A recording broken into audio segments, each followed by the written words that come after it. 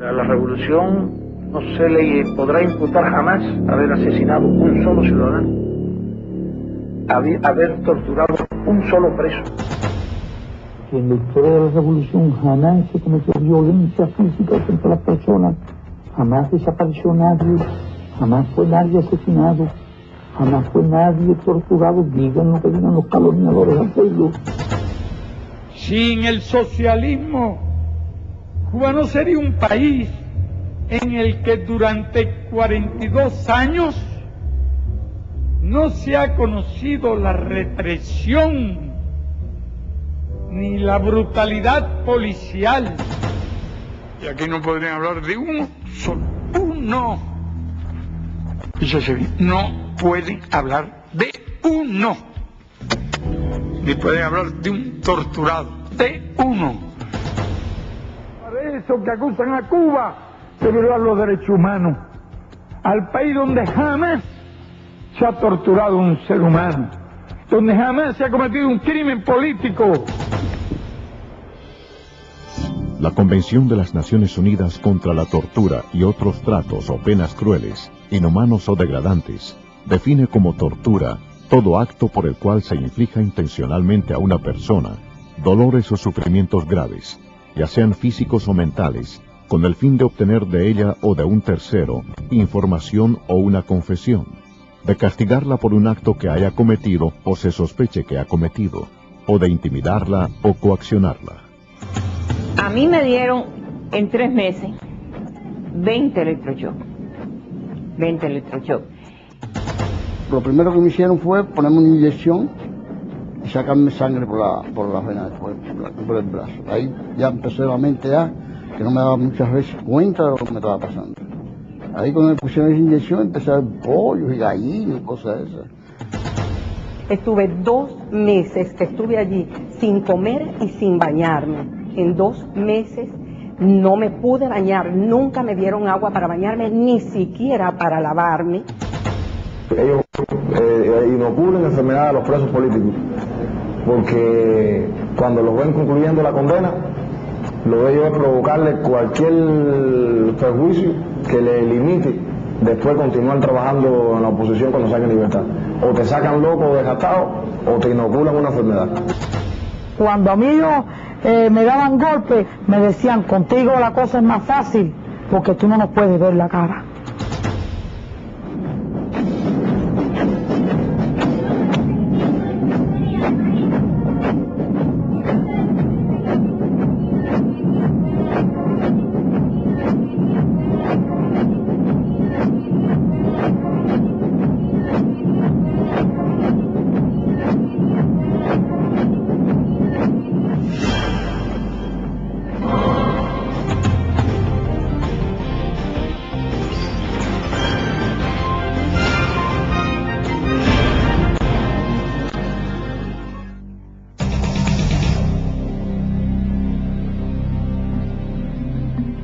El régimen castrista, desde su llegada al poder en enero de 1959, instauró el terror como un método para perpetuarse en el poder. Miles de opositores a la naciente revolución cubana fueron ejecutados en los paredones de fusilamientos. Decenas de miles fueron detenidos, torturados y confinados en las cárceles castristas. A los 16 años de edad, en junio del año 1959, yo fui sepultado en vida. Fui llevado al castillo de Ataré y a una galera normal, como había muchos allí ya.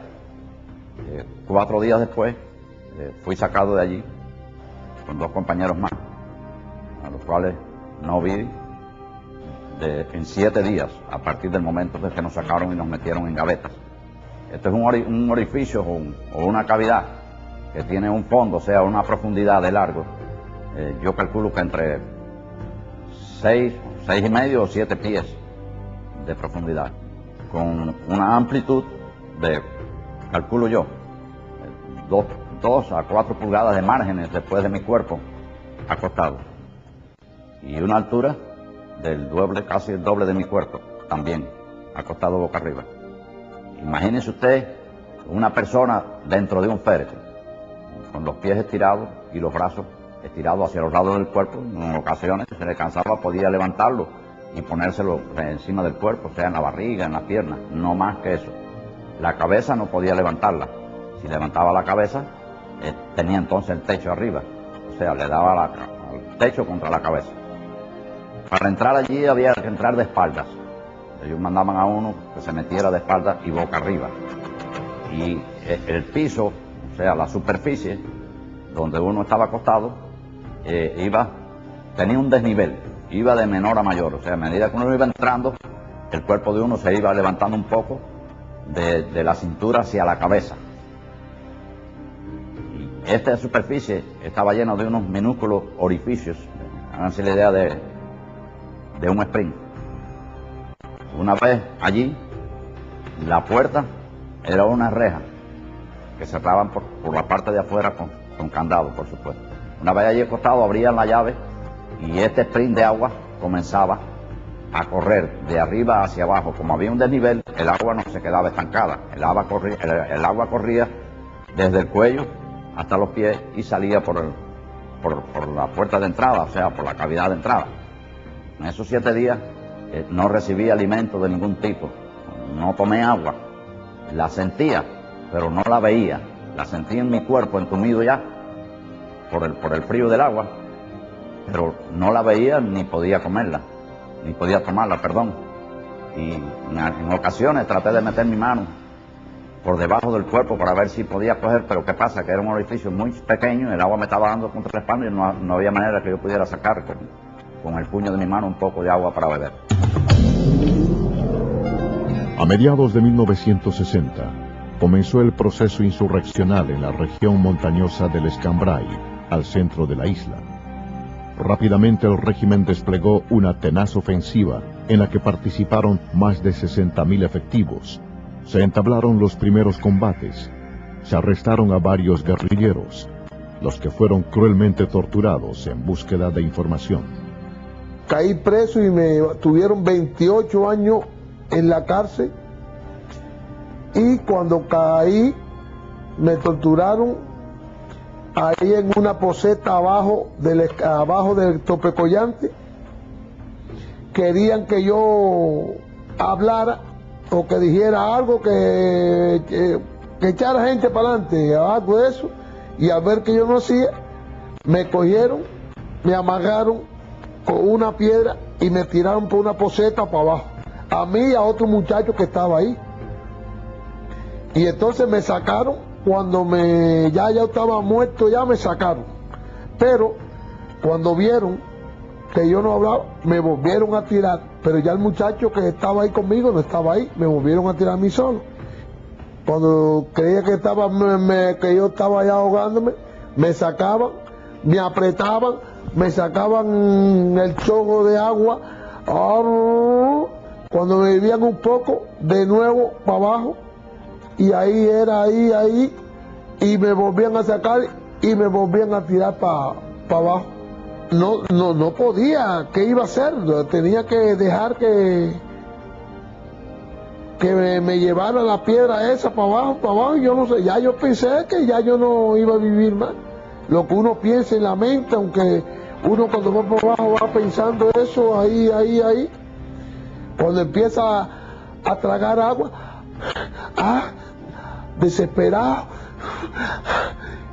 Y cuando ellos ven ya que uno está ahogado, sacaban a uno, y cuando ellos lo verdad que uno botaba todo eso, que uno abría así, de nuevo, otra vez y ya tú sabes, la angustia que te cae a ti. La policía política castrista estableció en un principio la sede central del Departamento de Investigaciones en Quinta y 14, en la capitalina barriada de Miramar. En estas improvisadas instalaciones fueron procesados los primeros miembros de la oposición al régimen castrocomunista. Muchos de estos prisioneros fueron trasladados a las llamadas cabañitas o casitas, un lugar desconocido donde eran cruelmente torturados. El proceso comenzaba en el patio de la unidad de Quinta y 14, había unos toldos bajos ya dentro del jeep para que no se supiera quién iba adentro. Te daban una capucha hecha con tela de mezclilla y un elástico ajustado al cuello. Te tiraban en la parte trasera del vehículo, te ponían una colcha por arriba y un miliciano te clavaba las dos botas rusas en la espalda y te clavaba también el cañón de la metralleta, diciéndote que si hablabas, si te movías siquiera y decías algo, te vaciaba el peine.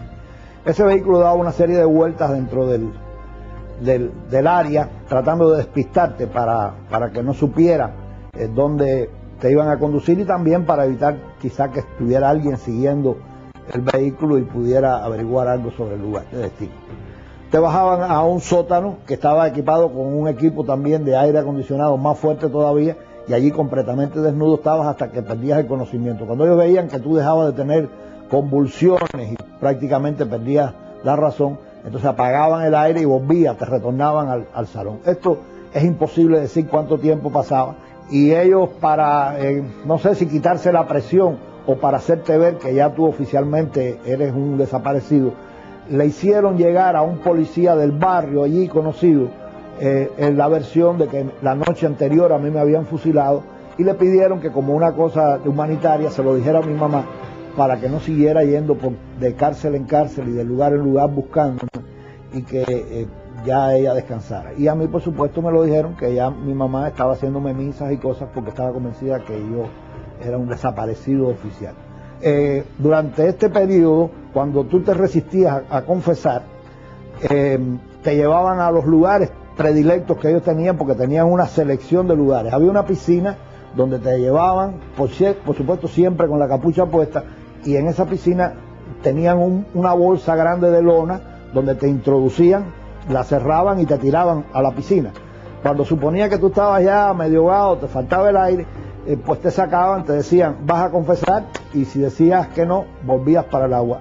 Es imposible saber cuántas personas murieron en estos ensayos, porque no había una forma segura de saber cuál era el estado tuyo y cuánto habías respirado.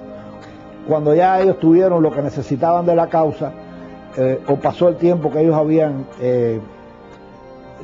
considerado suficiente para esto, pues entonces te llevaban para el G2, y de ahí a unas galeras especiales que había en la cabaña, que habían estado soterradas bajo el suelo, y las habían limpiado para meter a los sobrevivientes, aunque fuera temporales, porque muchos de los que salieron vivos de allí, después en el juicio los condenaron a muerte. La cifra total de prisioneros políticos procesados en este campo de interrogatorios se ignora. También se desconoce el número de personas que, sometidas a un régimen especial de torturas, perdieron sus vidas en estas instalaciones que algunos denominaron como el Punto X. Caí preso en el año 1961, en el Quinti 14, de ahí me trasladaron para un lugar que le dicen las caballitas de tortura mental y física. Ahí fue donde empezó la cosa de la tortura. Lo primero que me hicieron fue ponerme una inyección y sacarme sangre por la vena por el brazo. Ahí ya empezó la mente que no me daba muchas veces cuenta de lo que me estaba pasando. Todos los días me fusilaban con balas de salva, y yo sentía cuando tiraban 2 tiros de verdad y la gente gritaba. Y me viste que aquí fusilan, el próximo fusilamiento va a ser el tuyo. Y así sí me tuvieron varias veces, muchas veces me hicieron eso. Pero muchas veces me hicieron eso. Me dijeron, como que tú dices que eres católico y que Dios te va a sacar de aquí, y que lo que nosotros estamos haciendo es un pecado, te vamos a llevar a la iglesia para que te saquen de aquí, que Dios te saque de aquí, o el cura en el que tú creas. Así me dijeron, muchacho, no quiero estar tú ahí. Me pusieron una campana ahí arriba, me metieron como en un closet, y me dijeron, si te caes para atrás, eso es un vacío, no te puedes mover de ahí. Y aquello era campana bien y campana abajo. Y bueno, de ahí salí loco. De ahí salí que de verdad que lo que deseaba era morirme. Todos los días me hacían una cosa distinta. Me llevaban, me pusieron un foco grandísimo en la cabeza, me amarraron con las manos hacia el techo. Ahí empecé a caérseme el pelo. Yo por aquello no tenía ni patilla, ni pelo en el pecho, ni nada. De la cabeza se me cayó completo. Se me hicieron una llaga grandísima en la cabeza. Ahí me echaban agua en el piso. Me pusieron corriente, cables de corriente para que no me pudiera acostar en el piso. Si me orinaba por casualidad en el piso, venían 4 o 5 días, me envolvían en una coche y tenía que sacar todo el piso. Cuando le pedía agua, porque ya se empieza a perder la voz cuando uno tiene mucho tiempo sin tomar agua, después me dijeron, te vamos a traer agua. Entraron 4 de ellos y con el pene de ellos me orinaban toda la cara. Me dijeron también que me iban a apretar los testículos. Se sentó un señor con una cosita esa que le aprieta los lados y la hembra los caballos para que no se muevan, y empezó a apretar ahí hasta el resultado de eso, que todavía actualmente hoy tengo una venita ahí que ratico si hago fuerza, hecho sangre. A la revolución no se le podrá imputar jamás haber asesinado un solo ciudadano, haber torturado un solo preso. A mediados de 1963, la naciente dictadura castrista traslada la sede del Departamento de Investigaciones a Villa Maristas, antiguo complejo educacional religioso, adaptando dichas instalaciones para interrogar a los opositores políticos, empleando métodos de torturas. La celda en el Departamento de Seguridad del Estado, en Villa Maristas, ¿verdad?, es de total aislamiento.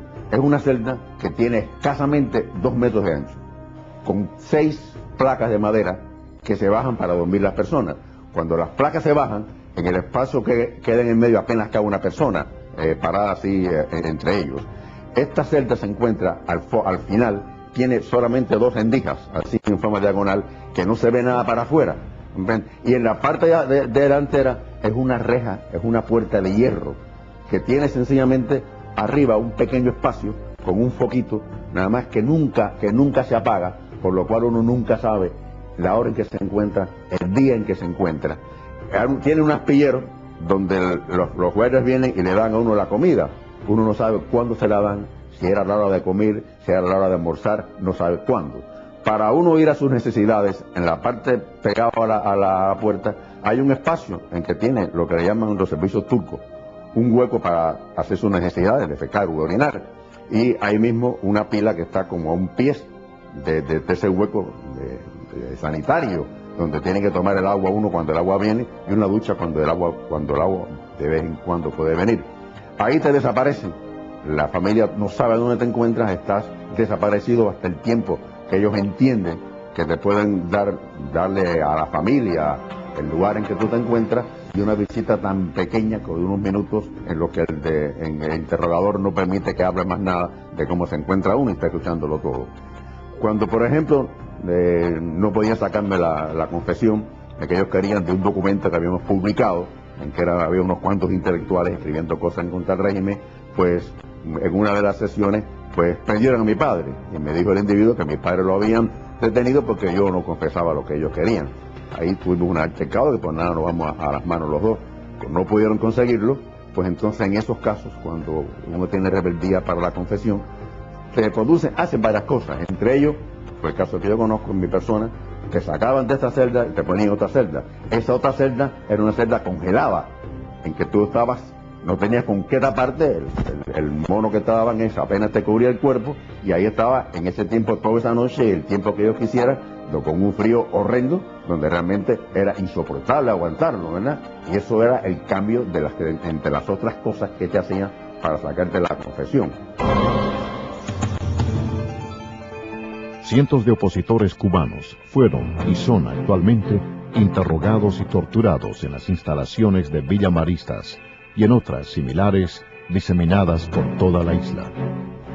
El día 10 de diciembre de 1962 fui interceptada en una calle de La Habana por 4 personas que se identificaron conmigo como de seguridad del Estado.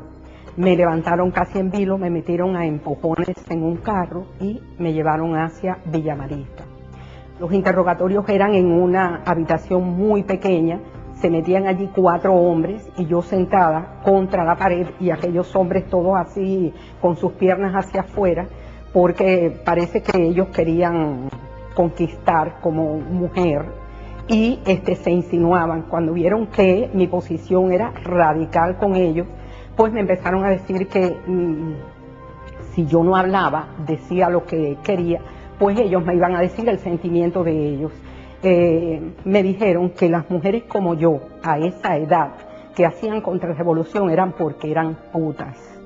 Así con 4 palabras, por lo que me metieron en una celda tapiada totalmente, y lo que había allí por baño era un solo hueco allí en el piso. Fue para mí desastroso eso, porque como yo era una mujer tan joven, apenas 20 años, como toda mujer, tenía mi menstruación para entonces. Pedí que me llevaran a un baño, no me abrieron nunca la puerta, nunca pude cambiarme, sino simplemente aquello fue muy desagradable para mí en esas condiciones de mujer, sentada, agachada en aquel hueco por donde salían ratas y donde salían cucarachas. Eran días de frío y no me trajeron nada con qué taparme. El frío era terrible y solamente tenía para taparme la misma saya que yo tenía, me la ponía así, doblaba las piernas. Así estuve 2 meses que estuve allí sin comer y sin bañarme. En 2 meses no me pude bañar, nunca me dieron agua para bañarme, ni siquiera para lavarme mis partes femeninas, mis partes íntimas. Nunca pude bañarme porque no lo hacían. No me daban comida porque cuando, vuelvo y repito, cuando me la daban me sacaban a un interrogatorio y no comí en todo ese tiempo. Me puse a cantar, que a mí me gusta cantar mucho, y me puse a cantar para yo no volverme loca, porque yo sabía que aquello era muy fuerte. Y empecé a cantar, la cama litera parece que estaba muy pegada al techo y los movimientos míos eran dar al techo, y siempre sentía más satisfacción cuando yo saltaba y me daba en la cabeza. Entonces llegó un momento en que yo misma me dominé y yo dije, me estoy volviendo loca, esto no puede ser. Que en la historia de la revolución jamás se cometió violencia física contra las personas, jamás desapareció nadie, jamás fue nadie asesinado, jamás fue nadie torturado. Digan lo que digan los calumniadores al pueblo. El régimen, durante las casi 5 décadas en el poder, ha empleado diferentes fármacos como instrumentos de torturas. Decenas de prisioneros políticos han sufrido los efectos de medicamentos usados con fines de producir procesos hipnóticos y de esa forma obtener informaciones. Me trasladaron directamente a Villa Marista. Desde que llegué a Villa Marista, pues me dieron un papel para que lo llenara y me pusieron en un lugar muy frío, muy frío. No pude escribir nada por el frío que había. En cada 5 minutos me sacaron 2 o 3 veces. La segunda vez ya me incomunicaron por 18 días. En esos 18 días estaba en una celda que yo no sabía si era de noche o de día. Uno de estos momentos, no sé, por la noche o por el día, ellos vinieron y me pusieron pentotal sódico. Yo tenía conocimiento ya más o menos lo que hacía el pentotal sódico.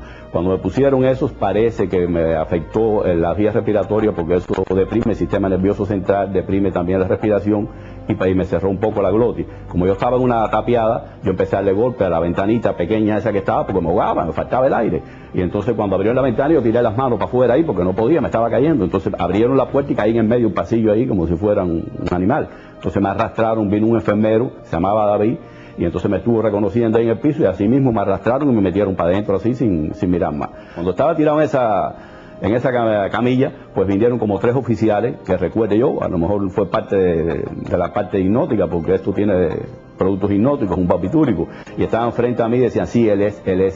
No sé en qué momento, más tarde, me sacaron de allí a patadas, empujones, ya que eran unos pasillos oscuros, yo no veía nada, por el suelo me robaban, me llevaban rodando por el suelo, empujándome, dándome golpes, y cuando llegué al lugar de interrogatorio estaban 3 personas, Jorge Leve Apiere, era el interrogador principal. Desde que llegué, cogió y me tiró contra una silla, me dijo, asesino, mataste a una vieja, mataste a un niño, una escuela, una bomba. Dije, pero yo no sabía ni qué me estaba hablando, porque sabía que todo eso era mentira. Pero así todo, yo estaba confuso, porque la mente mía no me daba. Y entonces me empezaron a dar golpes, me tiraron contra el piso, en el piso me patearon, y así se cansaron de maltratarme ahí en el piso. Entonces yo me quedé en el piso, pues ya me quedaba, yo oía, yo estaba algo consciente de lo que estaban hablando. Pero entonces llamaron al enfermero, parece que yo tenía la presión baja o algo de eso, me reconoció y dijo, déjenlo ya. El Presidio Modelo, o Reclusorio Nacional para Hombres de la Isla de Pinos, fue el penal escogido por el régimen castrista para confinar desde el propio año 1959 a los prisioneros políticos cubanos. Más de 5.000 hombres fueron encarcelados en las 4 circulares y los edificios que conformaban el penal. Tal vez 2 meses después de la invasión de Bahía de Cochino, fue que se dinamitó la isla, se pusieron las 24.000 libras de trinito tolueno en las 4 circulares, las cuales tenían en aquel momento, más los pabellones y otras áreas, alrededor de 5 o 6.000 prisioneros políticos. Con esto se perseguía, pues, el de que si había algún otro intento, como el de Bahía de Cochinos, eliminar en forma colectiva a una oposición, es, si no un genocidio, el intento de aplastar en una forma brutal, desde el punto de vista psicológico, a un grupo de hombres que solamente estaban allí por defender el derecho de pensar, de opinar y de creer. El director de presidio en ese entonces, Tarrao de apellido, visitó todas las circulares. En la circular 4, parado en la planta baja, pues gritó como si fuera dueño de todo aquello, que el hijo de puta que creyera que iba a salir con vida estaba totalmente equivocado. Después de hacer varias consultas con gente entendida en materia de explosivos, llegaron a la conclusión de que si las 24.000 libras de trinito tolueno que estaban en los 4 edificios detonaban, más el material bélico que por simpatía lo haría, la isla se convertiría en un cráter y la onda expansiva afectaría a La Habana. Esto, pues, produjo un sinnúmero de desajustes psíquicos, intentos de suicidio, el dormir, el comer, y aún hoy en día queda secuela en nuestras mentes, en nuestros recuerdos no se borra el haber estado durmiendo tanto tiempo sobre un colchón de explosivos en las manos de un maniático como lo es el dictador de Cuba, Fidel Castro. En junio de 1964, el régimen castrista instauró el Plan de Trabajo Forzado Camilo Cienfuegos. Más de 5.000 prisioneros políticos confinados en el reclusorio nacional de Isla de Pinos fueron obligados a laborar en condiciones infrahumanas durante 14 horas diarias, 6 días a la semana. Cuando nos mandaron a trabajar, no quisimos trabajar en ese momento. Mandaron a buscar a presidio 3 refuerzos militares para obligarnos y regresaron 3 camiones atestados de guardias bien armados con bayonetas caladas. Todos ellos ya venían planeados, hicieron una fila por ambos lados, que nosotros le decimos esa fila, cuando un guardia se mira al otro, el túnel del amor, cada 48 pulgadas, 4 pies, un guardia, frente a frente. Por ahí mismo nos dijeron que nos condujéramos, empezaron las patadas, los culatazos, y saltamos la cerca y rápidamente nos sumergíamos en un agua espesa y negra.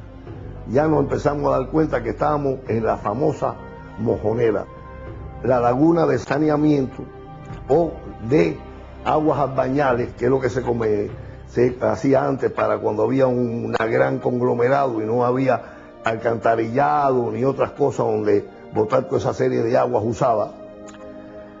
Y esa laguna se había hecho cuando se construyó el presidio en el 1928. Tenía, cuando nosotros llegamos allí, 30 y pico de años de uso, de concentración de excrementos, de aguas negras y de bacterias añejas en su contenido. Bueno, en esas condiciones de bayonetazo, de ofensas, las ofensas eran las más grandes que se nos podían decir. El pelo de nosotros parecía un pelo conchambroso, como si fuera una pasa de más o menos 7 meses sin lavarnos la cabeza, la cara de nosotros negra, negra, negra, a veces con las partículas negras pegadas al rostro nuestro, en los labios nuestros, y así tuvimos, casi eran las 7 menos cuarto de la noche, considero yo, porque ya el sol se estaba escondiendo en la rajita del horizonte, cuando nos sacaron. A la circular llegamos de noche ya llegamos a la circular. Y me recuerdo que cuando nosotros llegamos se corrían, que dónde estábamos nosotros. Nada más que entramos, corrieron todo el mundo, pero no sabían cuál había sido el destino. Y del lado mío había uno, que eso sí me recuerdo, y me emociona que fue a socorrer al amigo y el amigo le dijo, no me toques, échate para atrás, échate para atrás, que vuelo a fosa, abajo de fosa. Y lo cogió por el brazo y dijo, mi amigo, usted huele a dignidad, deme un abrazo. Y se lo llevó.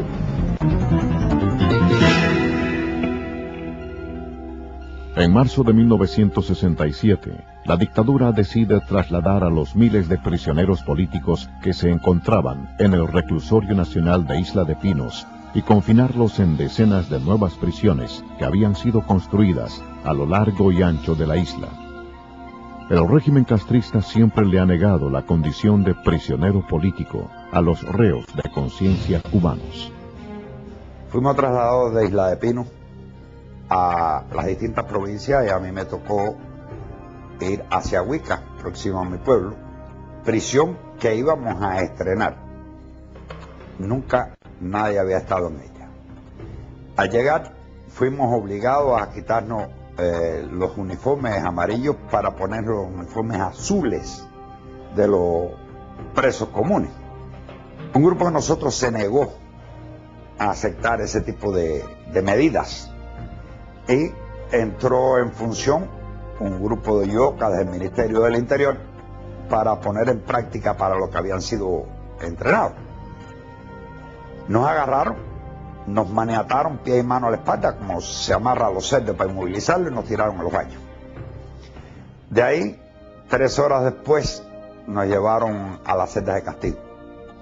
Fundamentalmente a las 19 y la 20, que eran cajones de concreto de 6 pies de ancho por 5 pies de largo por 5 o 8 de altos. O sea, yo no cabía de pie allí. Fuimos hacinados 12 por celda. Ya comprenderán que siendo hermética con una plancha en la puerta, pues respirar era prácticamente imposible. Allí permanecimos por 3 días, al cabo de los cuales quedé solo en la celda 20. En esa celda 20 permanecí durante los próximos 6 meses, o sea, medio año, trancado, solo, totalmente desnudo, sin medias, sin calzoncillos, sin nada. Los 2 y medio meses primero no me permitieron bañarme, no tenía dónde tampoco.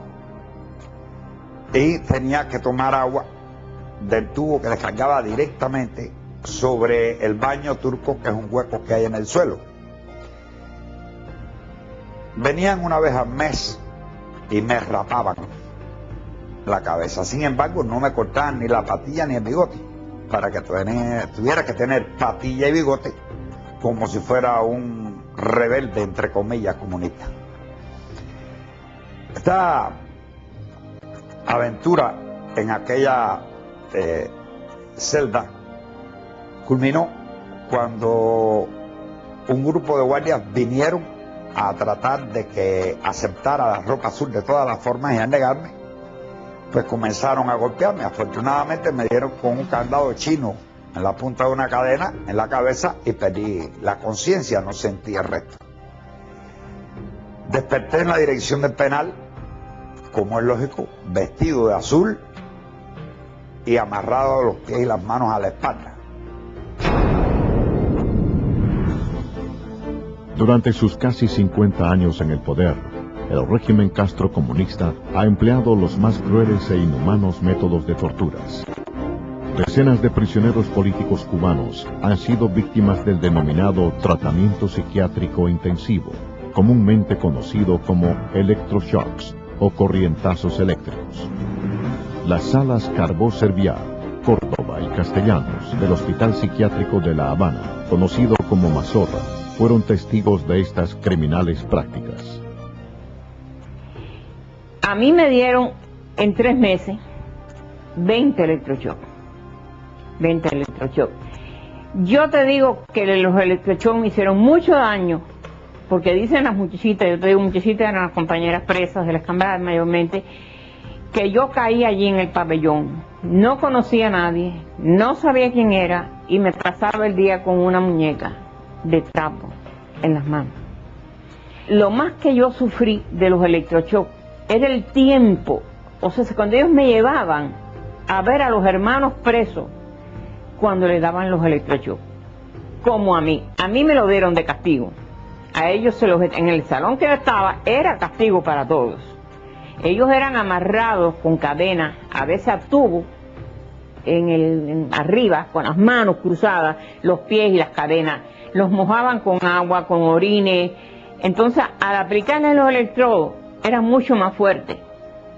Entonces, esa tortura de oír esos gritos, porque se grita, yo tengo que haber gritado también, se grita, y esas luces, yo creo que a mí me hicieron mucho más daño que los mismos electroshocks que me dieron a mí.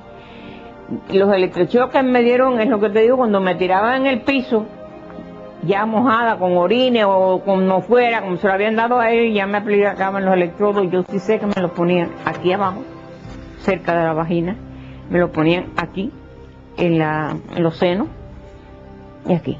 Porque eso sí lo veía, que por más que batallaba, no podía con ellos. Porque inclusive utilizaban locos para que te aguantaran, y locos para que los ayudaran, y siempre con la cara tapada. Ya llega un momento que no piensas nada.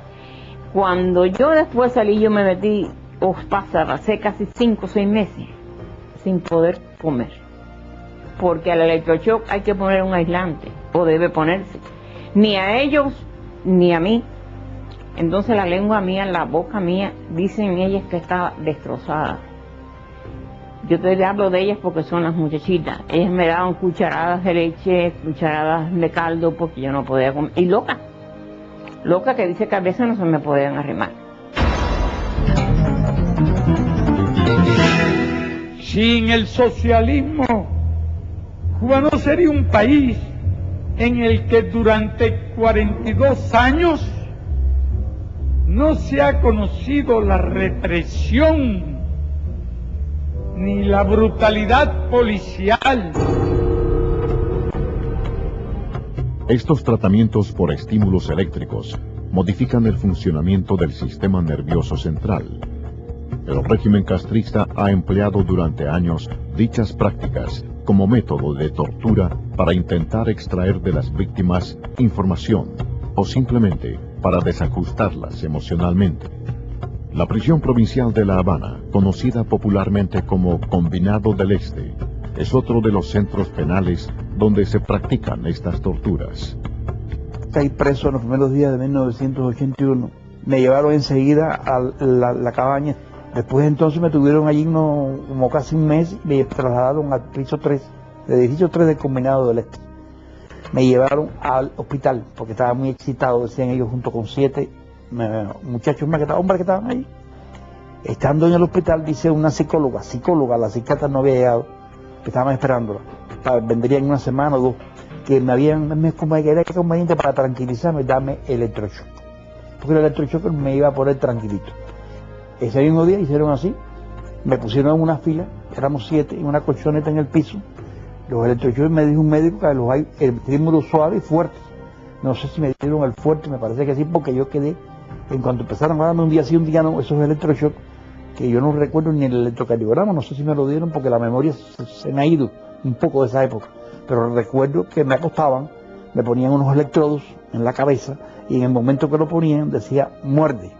Entonces, o sea, que no era con anestesia, era sin anestesia. Y esa colchoneta estaba toda meada, corregida, horrible. Porque eso, a veces cuando te dan el electrodo, te orina, te va, lo de Finter. Y entonces así fuimos de hoy en día durante 7 electroshocks. Y así yo me di cuenta que cuando yo despertaba en la cama, yo tenía el día entero en un estado, por eso yo pienso que era el electroshock fuerte, porque yo estaba ido de la realidad. El tiempo, el espacio, estaban que no coordinaba las cosas que hacía. Perdía la hora de la comida cuando llegaba, se me quedaba el plato de comida sin comer.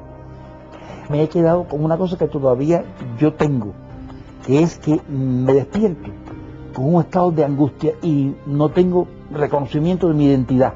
Fue a partir de esos electroshocks que ahí me dieron. O sea, no me conozco, sea los pocos segundos que soy un ser humano y que soy yo. Pero el nombre es el que no me viene, ni el nombre ni el lugar en que estoy, hasta que me doy cuenta que estoy en mi casa. Y que desperté y que voy a iniciar un nuevo día.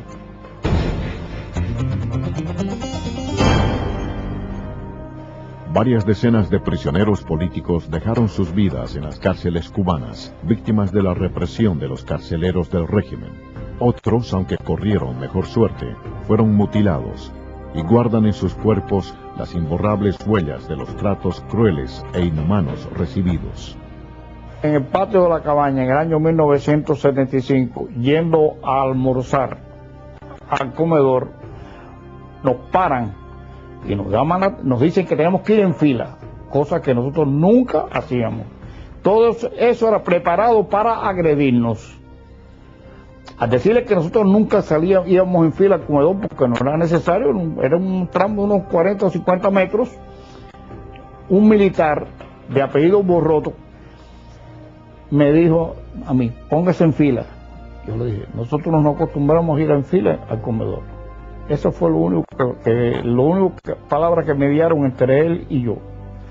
En ese momento yo lo miro porque se me queda frente a mí y coge el machete, un machete que tenía en la mano, porque ya ellos venían preparados para darnos. Y en ese momento nos empiezan a dar planazos a todos, por la espalda y por donde. Y cuando yo veo a este militar que viene hacia mí, me está dando planazos por la espalda, pero no cuando viene de frente, yo me doy cuenta que quiere atacarme. Y cuando yo lo miro, coge el machete, me mete un machetazo, yo me protejo porque me tiene el machetazo por el cuello, porque me tira por aquí arriba, le pongo la mano así y me tumbó ese dedo que yo no me di cuenta porque era tan rápido el machetazo que yo no me di cuenta de que había perdido un dedo. Entonces al ver yo que me tiró un machetazo, me iba a tirar del segundo, me protegí la cabeza y entonces me dio otro machetazo por aquí, por esta mano, que me la ha dejado así. Esa mano yo no puedo cerrar los dedos del machetazo que me dio. Y esta otra, se perdió el dedo y este dedo ha quedado en estas condiciones.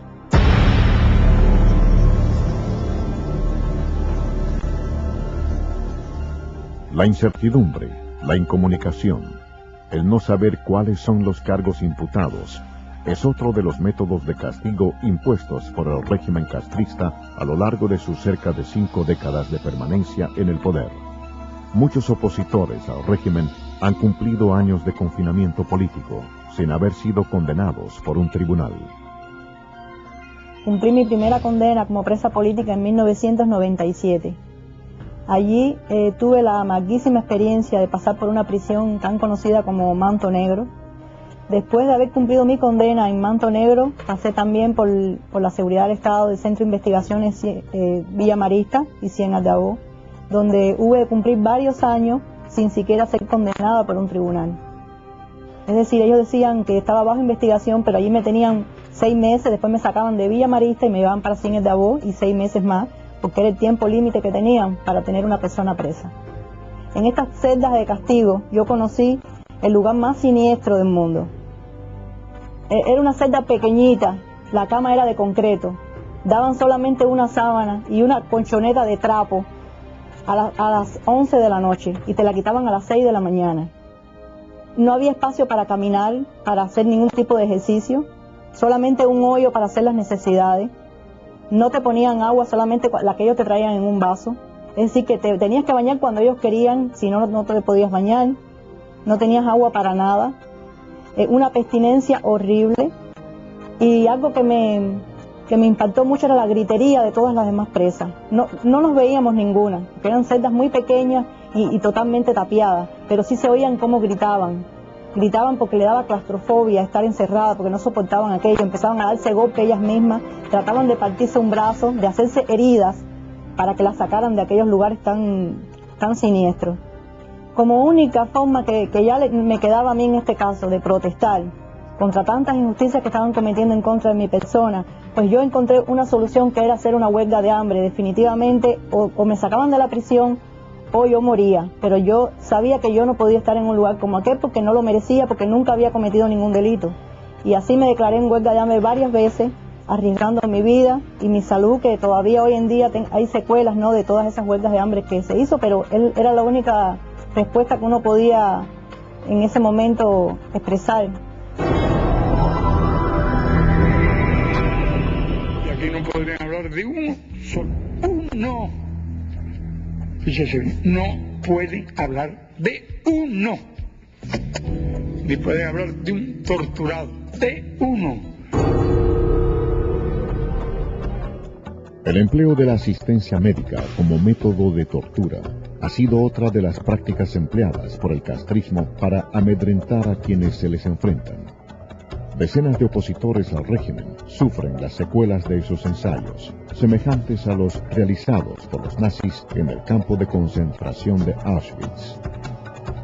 Una vez en Villa Marista, donde me comienzan los dolores de la columna, el instructor que me estaba asistiendo en ese momento, llamado Ariel Roja, capitán, es el que me informa que voy a ser trasladado a la sala de la seguridad del Estado, lo que es la parte del hospital, para que allí me ofrezcan asistencia médica.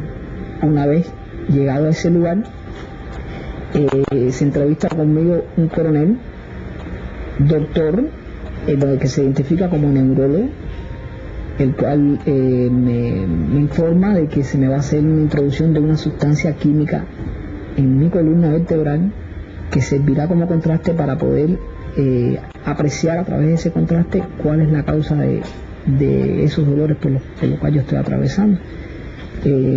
Realmente yo siempre dudé y siempre le temí, me aterrorizaba la idea de que de caer en las manos de los médicos, porque era una forma fácil de ser vulnerable, yo me convertía en un blanco fácil, pero estaba en una disyuntiva: o continuaba con esa crisis de dolor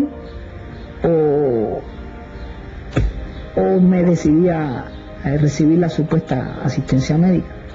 Ahí fue mi decisión, en la que yo acepto y me hacen ese tipo de tratamiento, y muy pronto, ya a las 72 horas, yo comencé a sentir los efectos de esa introducción de esa sustancia a través del canal medular.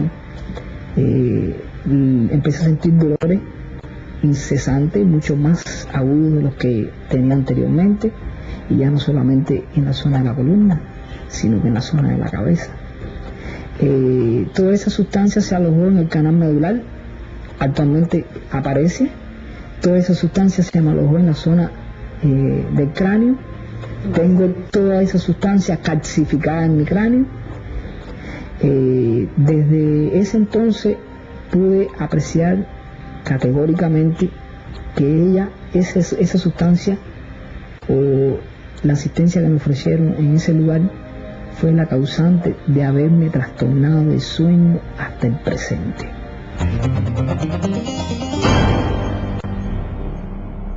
En su afán por neutralizar la oposición, el régimen castrista ha empleado durante sus más de 4 décadas de permanencia en el poder los métodos más inimaginables, con un objetivo: desarticular a la oposición política cubana.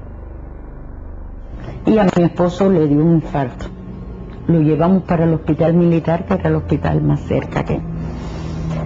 Pasados 5 minutos, sale el médico y me dice que mi esposo había fallecido y que necesitaba que yo le diera unos datos. Estaba haciendo el certificado de defunción, pero yo miro así y veo a mi esposo tirado en una camilla y corro para allá. Pero cuando yo lo levanto me doy cuenta de que estaba con vida. Entonces empecé a pedirle ayuda al médico. Empecé a pedirle ayuda y ayuda y ayuda. Tuve que decir una grosería, gritado, y decirle que no estaban contando ni tuerca ni tornillo, que estaban trabajando con seres humanos. Y llegó hasta donde estaba él y se dio cuenta efectivamente que estaba con vida, que era innegable. Entonces me separó y me dijo que saliera. Le dieron reanimación, efectivamente estaba con vida. Pero tuvo una anoxia cerebral que lo llevó a un coma irreversible. Ahí duró 17 días. Yo no puedo decir, porque no tengo la prueba de que lo dejaron morir, pero sí tengo eso por dentro, de por estar yo en contra del sistema, que no le hayan prestado la atención que se merecía.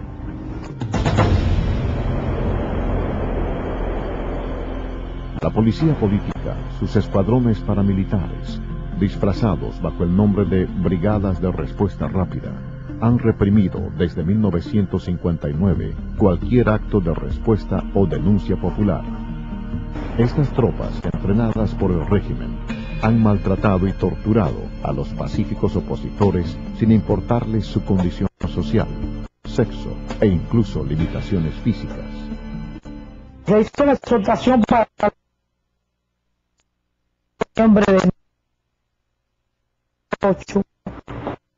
Y entonces hicieron una citación para una iglesia y ya habían vigilancia de tropas especiales y le habían hecho la advertencia a mi madre que no fuera porque iba a ser mal para mí. Y yo fui, me detuvieron en la parada de huevos, me llevaron a la unidad de la María Luisa y cuando varias veces traté de levantarme porque me tiraron al suelo, me agarraron así, mientras me llevaban para allí para que yo no gritara abajo.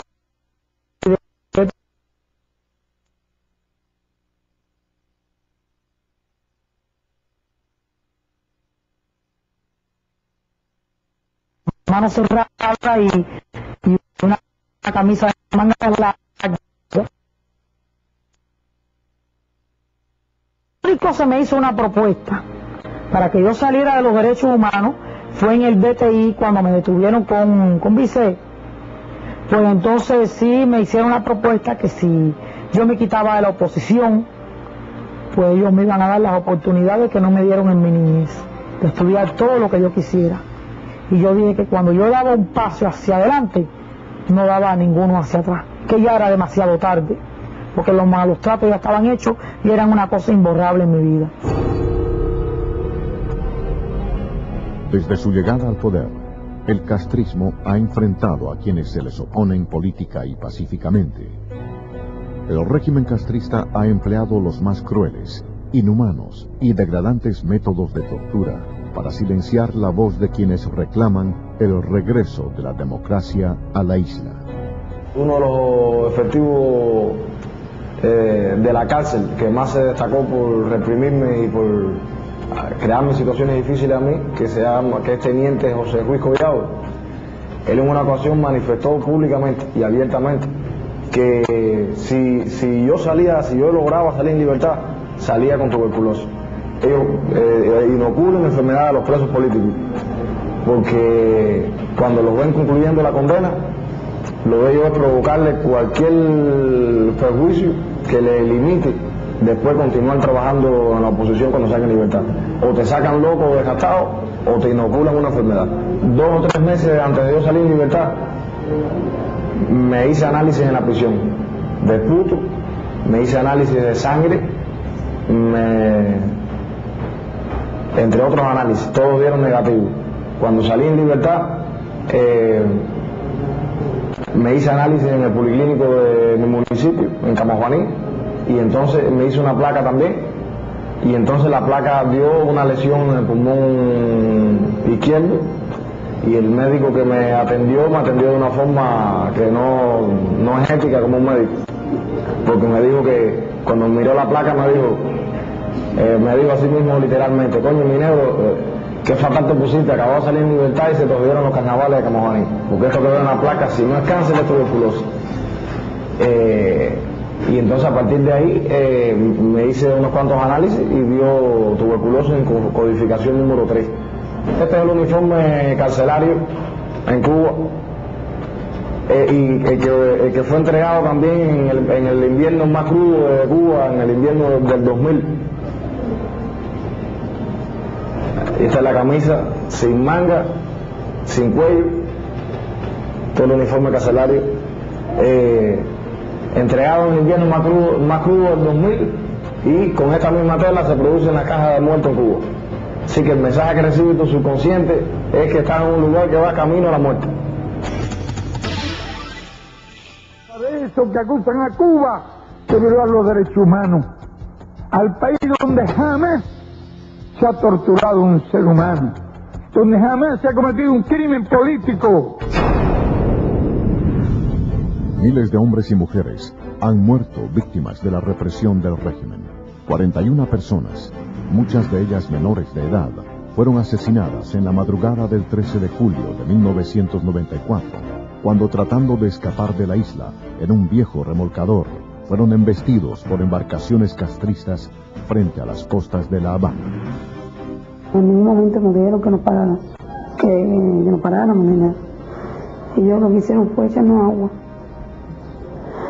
Entonces llega el momento en que ya vemos que nosotros no podemos seguir, porque entonces sí iba a ser fatal, y paramos, porque ya el agua estaba entrando. Entonces paramos y se lo dijimos, mira, nosotros viramos para atrás, nosotros vamos a virar para atrás, ya estamos parados, y ellos nos habíamos parado y todo. Y le decíamos que no nos hiciera daño, que llevábamos niños ahí, le enseñábamos a los niños, le seguían echando agua. Entonces después vinieron dos más, como a 7 niños allá. Y se pusieron uno por cada lado, uno va al frente, otro atrás, y entonces de atrás se subió arriba del barco, y ahí fue donde le dio el golpe por el lado y lo viró. Y todos nos hundimos, y el barco se hundió inmediatamente, pero los que estábamos afuera tratamos de subir, estaba muy profundo también. Yo llevaba al niño mío, llevaba aguantado, y yo no lo solté. Entonces yo subí, pero yo no sé nadar ni nada de eso. Entonces subí, pero volvía de nuevo para abajo. Entonces cuando subo, hay una mujer que estaba flotando al lado mío, y me aguanté de ella y cargo al niño. Y entonces había mucho oleaje. Entonces no.